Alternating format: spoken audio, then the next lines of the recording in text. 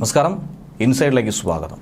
അങ്ങനെ കേരള വിദ്യാഭ്യാസ വകുപ്പ് മന്ത്രിയായ വി ശിവൻകുട്ടി മോദിയോട് ഒരപേക്ഷ പങ്കുവയ്ക്കുകയാണ്. മോദിയോട് തന്നെ, പ്രധാനമന്ത്രിയോട് തന്നെ ആവശ്യപ്പെട്ട് സുരേഷ് ഗോപിയെ നിലവിൽ ഇപ്പോഴുള്ള സ്ഥാനത്ത് നിന്നും മാറ്റി മറ്റൊരു തലത്തിലേക്ക് എത്തിക്കണമെന്നാണ് ആവശ്യപ്പെട്ടിരിക്കുന്നത്.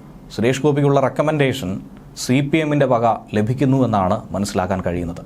അപ്പോൾ രോഗി ഇച്ഛിച്ചതും വൈദ്യം കൽപ്പിച്ചതും പാലെന്ന് പറയുന്നത് പോലെ സുരേഷ് ഗോപിയുടെ ആഗ്രഹവും സിനിമാ പിടുത്തവും ഒക്കെ തന്നെ നടക്കുകയും അതോടൊപ്പം CPMന്റെ ആഗ്രഹവും നിറവേറുമെന്നുള്ളതാണ് യാഥാർത്ഥ്യം.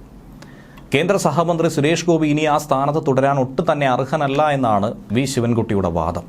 കേരളത്തിൻ്റെ വികസനത്തെപ്പറ്റി യാതൊരുവിധ ധാരണയുമില്ലാത്ത ഒരു മന്ത്രി കൂടിയാണ്, കേന്ദ്രമന്ത്രി കൂടിയാണ് സുരേഷ് ഗോപി എന്നും ദളിത് വിഭാഗത്തിന് കഴിഞ്ഞ ദിവസം സുരേഷ് ഗോപി ഏൽപ്പിച്ച മുറിവ് ഒരു ഖേദപ്രകടനം കൊണ്ട് മാത്രം തീരുന്നതല്ല എന്നുകൂടിയാണ് ശിവൻകുട്ടിയുടെ നിലപാട്.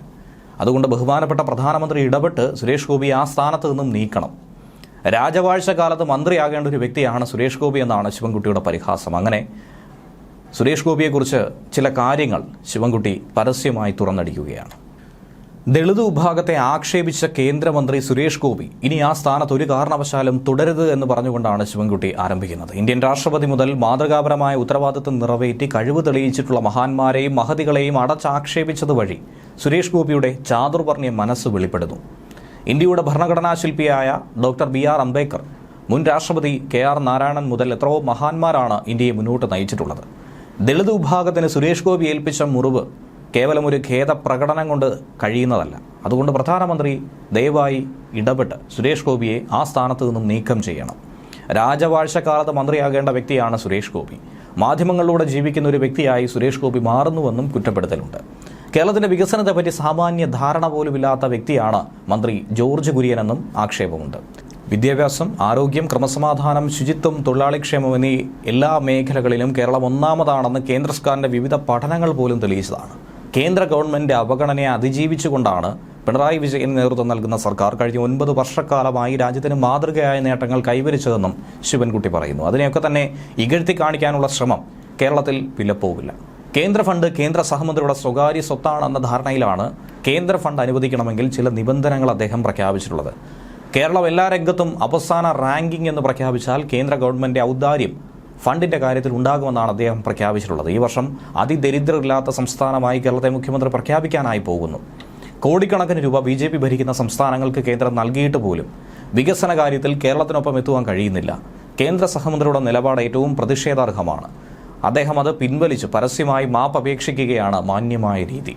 കേരളത്തിൻ്റെ വികസന കാര്യത്തിൽ ഒരു ഇടപെടൽ പോലും നടത്താത്ത കേന്ദ്ര സഹമന്ത്രിയുടെ പ്രസ്താവന കേരള ജനത അവജ്ഞയോടുകൂടി തള്ളിക്കളയും. അതേസമയം സുരേഷ് ഗോപിയുടെ ഈ വിവാദമായ പരാമർശം, ഉന്നതകുലജാഥ പരാമർശം ചർച്ച ചെയ്യണമെന്ന് ആവശ്യപ്പെട്ടുകൊണ്ടെന്ന് രാജ്യസഭയിൽ ഒരു നോട്ടീസ് എത്തുകയും ചെയ്തിരുന്നു. CPI അംഗമായ സന്തോഷ് കുമാറാണ് ഈ നോട്ടീസ് അവതരിപ്പിച്ചതും ഇത് ചർച്ച ചെയ്യണമെന്ന് ആവശ്യപ്പെട്ടതും. ആദിവാസി വകുപ്പിൻ്റെ ചുമതലയിൽ ഉന്നതകുലജാഥർ വരണമെന്നും വകുപ്പ് വേണമെന്നും പ്രധാനമന്ത്രിയോട് ആവശ്യപ്പെട്ടു എന്നുകൂടിയായിരുന്നു സുരേഷ് ഗോപിയുടെ പരാമർശം. ഏറെ വിവാദമായി ഇത് മാറുകയും ചെയ്തിരുന്നു. മറ്റു പല രീതിയിലേക്ക് ഇത് വ്യാഖ്യാനിക്കപ്പെടുകയും ചെയ്തിരുന്നു. ബ്രാഹ്മണനോ നായിഡുവോ ഈ വകുപ്പ് ഭരിക്കണമെന്നും സുരേഷ് ഗോപി പറഞ്ഞിരുന്നു. സംഗതി വിവാദമായതോടെ പ്രസ്താവന വളച്ചൊടിച്ചുവെന്നാണ് സുരേഷ് ഗോപിയുടെ വ്യാഖ്യാനം. പ്രസ്താവന പിൻവലിക്കുന്നതായി സുരേഷ് ഗോപി പിന്നീട് പറഞ്ഞിരുന്നു. താൻ പറഞ്ഞത് ഇഷ്ടപ്പെട്ടില്ലെങ്കിൽ വിശദീകരണവും ഇഷ്ടപ്പെടില്ല എന്നാണ് പ്രസ്താവന പിൻവലിക്കുന്നതോടുകൂടി സുരേഷ് ഗോപി പറഞ്ഞത്. ഈ പരാമർശത്തിൽ അതിരൂക്ഷ വിമർശനം ഉയർത്തി ഒട്ടനവധി രാഷ്ട്രീയ സാമൂഹ്യ പ്രവർത്തകർ രംഗത്തെത്തുകയും ചെയ്തിരുന്നു.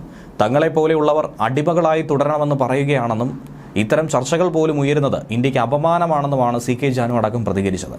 പ്രസ്താവന ഒട്ടും തന്നെ പ്രത്യേകിച്ചും നമ്മുടെ പരിഷ്കൃത സമൂഹത്തിന് യോജിച്ചതല്ല എന്നും സുരേഷ് ഗോപി ജീർണിച്ച മനസ്സിന് ഉടമയാണെന്നുമാണ് MP രാജേഷും പറഞ്ഞത്. രാഷ്ട്രപതി ദ്രൗപദി മുർമു ഗോത്രവിഭാഗത്തിൽ നിന്നുള്ള ആളാണ്. രാഷ്ട്രപതിയെ സംബന്ധിച്ചും ഇതേ അഭിപ്രായമാണോ സുരേഷ് ഗോപിക്കുള്ളതെന്നാണ് മന്ത്രി R. കേളു ചോദിച്ചത്. ന്യൂസ് ഡെസ്ക് മലയാളി വാർത്ത ഇൻസൈഡ്.